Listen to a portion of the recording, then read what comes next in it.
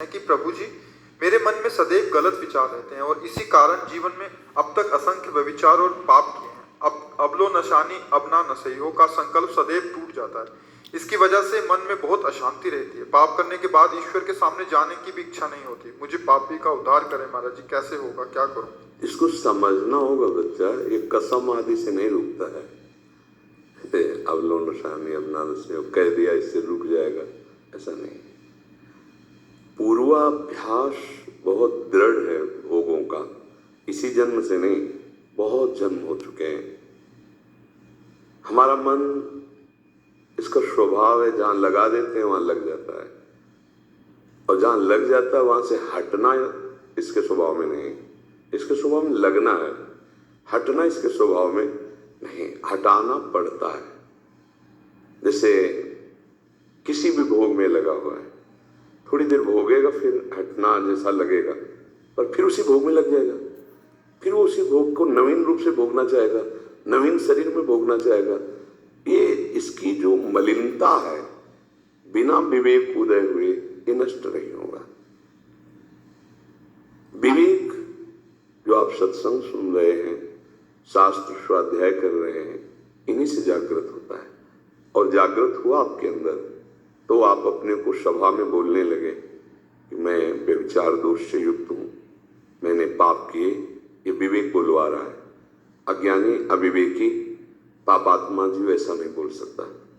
सत्संग सुना, हिम्मत आई, अपनी गलती स्वीकार की, विवेक जागृत हुआ, आप बोल रहे हैं। अब इसका सुधार, जिस समय मन में स्फुरणा भोगों की होती है, पहले स्फुरणा होती है, फिर उसका मनन होकर संकल्प बनता है, बाद में क्रिया होती है। अचानक कभी क्रिया नहीं होती भोगों की। जैसे ठोकर लगी गिर गए, ऐसे कभी भोगों में नहीं गिरते। ध्यान से देखना, हमारी बात सुनना। पहले स्फुरणा होती है अंदर, अमुक भोग, फिर उसका चिंतन बनता है, फिर संकल्प बन करके हमारी क्रिया की ऐसी वृत्ति उत्पन्न होती है, कुछ भी हो करना है। जब संकल्प बन गया, फिर मिटाना बहुत कठिन है। मिटाया जाता है जहां स्फुरणा हुई, वहां भोग की स्फुरणा जब होती है, उसको गाढ़ चिंतन में ना बदलने दिया जाए। इसलिए कहते राधा राधा राधा राधा। उस समय हम अपने मन को स्वतंत्र ना होने दें। होता क्या है कि हम उस समय तदात्म हो जाते हैं और हमारी सावधानी छूट जाती है, उसमें हम सुख लेने लगते हैं। समझ पाए? कोई भी भोग क्रिया बिना भोग संकल्प के नहीं होती। भोग संकल्प के पहले भोग स्फुरणा होती है। स्फुरणा के समय यदि हम संभाल लिए तो गाढ़ चिंतन नहीं होगा, संकल्प नहीं बनेगा।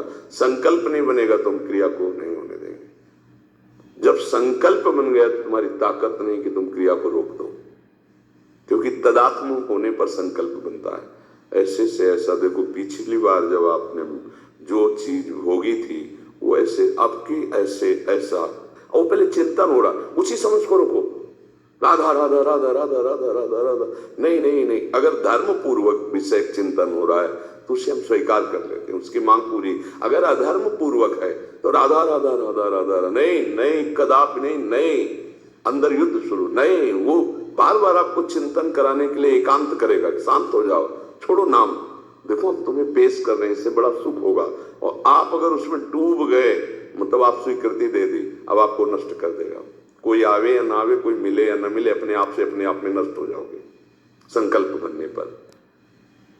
ध्यायतु विषयान पुंसान् संगास्तेषु उपजायते, संगात् संजायते कामः, कामः क्रोधोद्भिजायते, क्रोधात् भवति सम्मोहः, सम्मोहात् स्मृति विभ्रमः, स्मृति भ्रंशात् बुद्धिनाशो, बुद्धिनाशात् प्रणश्यति।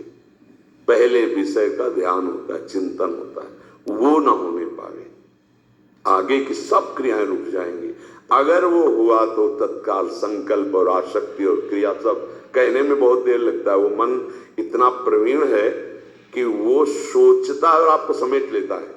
आप सोचते हो मेरी मांग है, मैं सोच रहा हूं, मैं करूंगा, मैंने किया था, मैं ऐसा कर सकता हूं, आपको समेट लिया अपने में। अब आप अलग नहीं रहे, आपको नष्ट कर देगा। जब आप अलग होके देखे, मन नहीं नहीं नहीं, तू बहुत बार गलती करवाया, तेरी चाल ही है, तू हर बार मुझे नष्ट करता है। आपने राधा राधा राधा राधा राधा राधा राधा, तेरी सुनेंगे नहीं, तेरे को अवसर नहीं देंगे, बच जाओगे। करके देखो, इसी से विजय प्राप्त की जाती, यही उपाय है। और मन में एक ही विषय करोड़ों बार भरे हैं, एक ही विषय, जैसे काम, तो काम की करोड़ों बार वो वृत्तियां बनी हैं, वो संस्कार बने। तो जब जब हम नाम जब शुरू करेंगे तो वो हर बार वही निकलेगा, वही डिलीट हो। आपको लगेगा इतना नाम जपने पर अभी तक नहीं गया, नहीं, वो जो आया था वो तो गया। ऐसे करोड़ों मैसेज भरे हैं काम के, और सबको नाम एक एक करके चट से डिलीट करेगा। आपको नया मैसेज नहीं बनाना है, नया धर्माचरण नहीं करना, वो डिलीट होते होते मन निर्मल हो जाएगा। घबराने की जरूरत नहीं। पापी का मतलब होता हमसे गलती हो गई, जैसे कहते हैं जानबूझ के कैसे, वो सच्ची में नहीं जानता, वो जानकारी भी जानकारी नहीं है। जिससे पाप बन रहे हैं वो क्या ज्ञानी है, वो क्या जानता है, बेचारा। वो जानते हुए भी अनजान है, वो ज्ञानी है। असत भोगों में सुख, गलती हो रही है उससे। किसी को भी सुधरने का आखिरी तक चांस है इस अध्यात्म में, आखिरी श्वास तक चांस है। अगर आप तो अभी नौजवान हैं, आप सुधारना चाहें, आप अपने को बहुत जल्दी सुधार सकते हैं, अभी अवसर है। जैसे मटकी आवे में पक जाए, फिर उसको कोई रूप देना बड़ा कठिन हो जाएगा, लेकिन कच्ची मटकी है तो फोड़कर उसे कोई भी रूप दिया जा सकता है। अभी आप कच्ची मटकी हैं, अभी अवसर है, आप बदल लें। जब मन आपको गलत शिक्षा दे उस समय नाम कीर्तन जोर जोर से राधा राधा राधा राधा राधा, उसकी बात नहीं सुननी, नहीं सुनोगे तो जलाएगा तुम्हें, उसकी जलन को बर्दाश्त कर जाओ। अगर बर्दाश्त कर गए तो जीत गए, अगर बर्दाश्त नहीं किए तो हार गए। फाइनल में है उसकी जलन को बर्दाश्त करना पड़ेगा। यम ही न व्यथ्यन्ते ते पुरुषम पुरुषर्षभ शम दुखा सुखाधीरम सोमृतत्वाय कल्पते। जो उस व्यथा को सह गया, इतना टूटा नहीं कि जो मन का वही करना पड़ा, तो फिर वो जीत गया। मन को जीतना इसलिए कठिन पड़ जाता है, वो इतनी जलन पैदा करता है कि लगता है यार चलो थोड़ी देर में शांत तो हो जाएगा, तो थोड़ी देर बाद शांत हो जाएगा, फिर जो नया वो